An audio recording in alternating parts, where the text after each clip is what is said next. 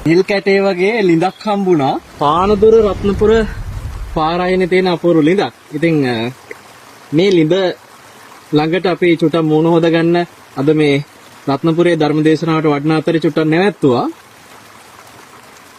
අපූර්වට උතුරලා යනවා පිරිසිදු වතුර. ලිඳට පාලියෙන් කියන උද්දපාන. ඔය නමින් සූත්‍රයක් තියෙනවා උද්දපාන සූත්‍ර කියලා සංයුත්ත නිකායේ. ඒ සූත්‍රෙත් තියෙනවා මේ වගේ වතුර ගලාගෙන ගිය අපූර්ව අවස්ථාවක් බුදු ගුණයක් සිහි වෙන. ඒ කාරණේ මට මතක් වුණා මේ ලිඳ උතුරලා යන ආකාරය දකිනකොට. ඔබ දන්නවද මේ උද්දපාන සූත්‍රයේ තියෙන්නේ තූණ කියලා ගමකට බුදුරජාණන් වහන්සේ වැඩි අවස්ථාවකදී උන්වහන්සේට පෙන් වළඳන්න ඕන වෙනවා.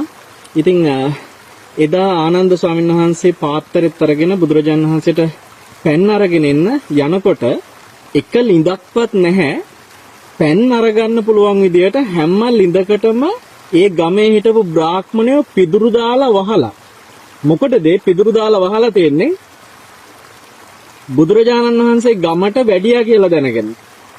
ඒතර ඔබ හිතන්න උන්වහන්සේ ගමට වැඩියා කියලා දැනගෙන උන්වහන්සේට පෙන් ටිකක්වත් ගන්න බැරි වෙන්න මුළු ගමේ තියෙන හැම ලිඳකටම පිදුරු දාලා වහන්න තරම් කොච්චර වෛරකින් උන්වහන්සේත් එක්ක ඒ බ්‍රාහ්මණයෝ ඉඳලා තියෙනවද කියලා නිකන් හිතලා බලන්න.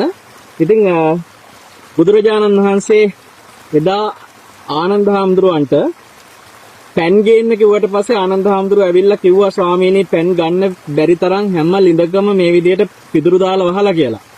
ඒ වෙලාවේ බුදුරජාණන් වහන්සේ ආනන්ද මට පෙන් තිබහයි කියලා කියනවා. දෙවනි පාරක් බැලුවා නැහැ ගන්න තැන.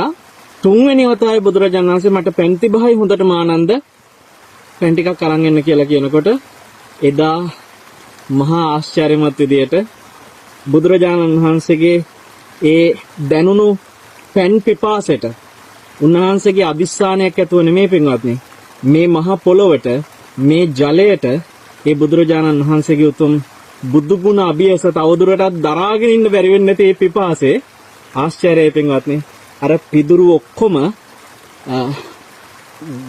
එතනින් ඉවත් වෙන විදිහට ලිඳ උතුරලා ඒ පිදුරු ඉවත් වෙලා හරි පිරිසිදු වතුරක් ඒ ලිඳේ තියනවා දකින්න ආනන්ද හාමුදුරුවෝ.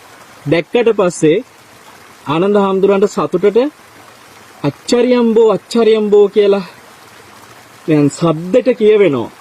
හරිම ආශ්චර්යයි කියලා. බුදුරජාණන් වහන්සේගේ මහානුභාව සම්පන්න